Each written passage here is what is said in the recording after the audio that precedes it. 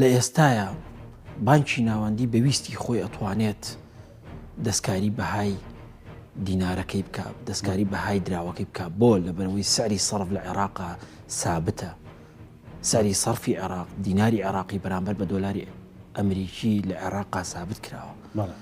بەڵام ئەم ڕۆژە هیواداری نەیبینین.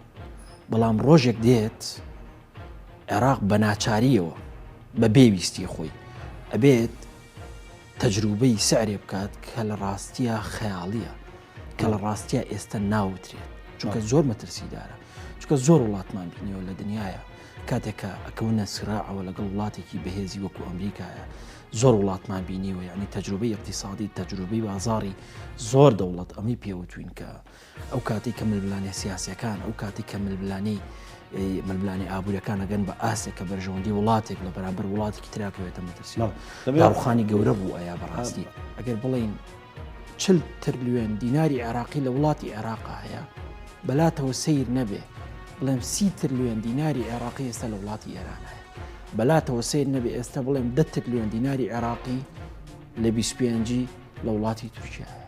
چەندین ساڵە ئێران ینی هەوڵەیات ینی بازاری عێراقی و مەسەلەن قورجی عێراقی گرتووە ئەوێت هەرچی دۆلارێک هەرچی خێروبێر و سەروەتی عێراقەیە وردەوردە هەڵی مەژێت و خۆی بە تایبەتی لە سەعبا لەلایەک ئەمریکا ئەوێ دەستی ئێران لە عێراقا ببڕێت و لە لایەکی تریشەوە ئێرانیش ئەوێت ڕۆڵی ئەمریکا لە عێراقا کەم بکاتەوە.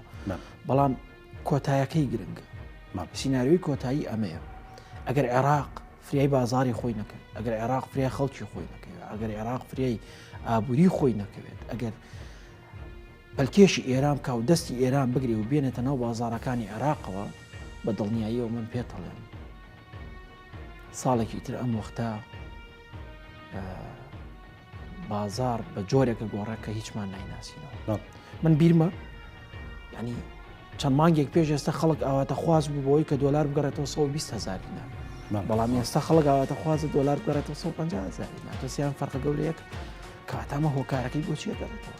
هۆکارەکەی لەلایەک بۆ واگەڕێتەوە کە خەڵک لەگەڵم باردۆخەش ڕاهات و لەلایەکی تر هۆکارەکەی بۆ واگەڕێتەوە ئەزانن کە دەستی ئێران لە عێراقا نابڕێت. ناتەوازنی بەهای دراو لە بازارە ینی چەندین وڵاتی داڕوخانەوە مەسەڵەن ڤەنزوێلا لایەکێکە لەو دەوڵەتانی کە لەسەر ئاستی عالەم ینی خاوەنی زۆرترین ئیستیسماراتی ڤەنزوێلی بووە، ینی ڕێژەی گەشەی ڤەنزوێلی تا ئێستا لە مێژووە دووبارە نەبووەوە، لە ساڵ نزیکەی 14.9 تۆمار کردووە کە تا ئێستا نەبووە نەئەش بێتەوە ئەو گەشەی ڤەنزوێلا. بەڵام ئێستا لە ڤەنزوێلا 14 ملیۆن بۆلیڤار یەک مریشکە بۆ ئەکات. ئەمە زۆر مەترسیدارە بۆ ململانەکەی لەگەڵ وڵاتێکی وەکو وڵاتی عێراق نەوتی لە بەرامبەرە دۆلار وەرەبێ ئەم دۆلارە پێویستە بیا بە بانکی ناوەندی دیناری پێکات.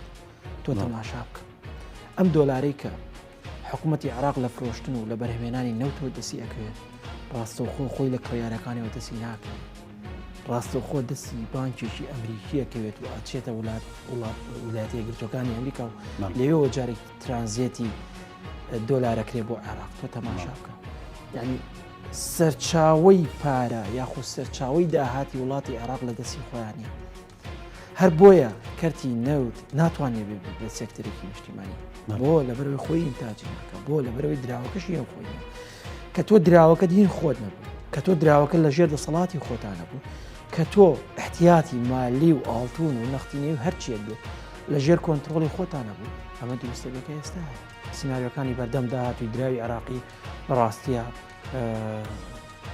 تا ڕادەیەک ئەکرێ بڵین مەترسی پێوە دیارە ئەگەر بێت و عێراق و حکوومەتی عێراق و بانکی ناوەندیش ڕۆڵی قورسی خۆیان نەگەڕن لەبەرەوەی کە ئێستا وردەوردە نەختی ینی کاش هەتا نەگەر کاشی دۆلار نەماوە بگرێت کاشی دیناری عێراقیش نەماوە، ینی ئەمەش مەترسیەکی ترە بۆ سەر حکوومەتی عێراق. تۆ تەماشا بکە ینی لە یەک لاوە حکوومەتی عێراق وردەوردە ینی خەریکە کۆنتترۆل لە کۆنتترۆل لە دەست دەرەچێت بەڕاستی لە کۆنتترۆل دەرەچێت.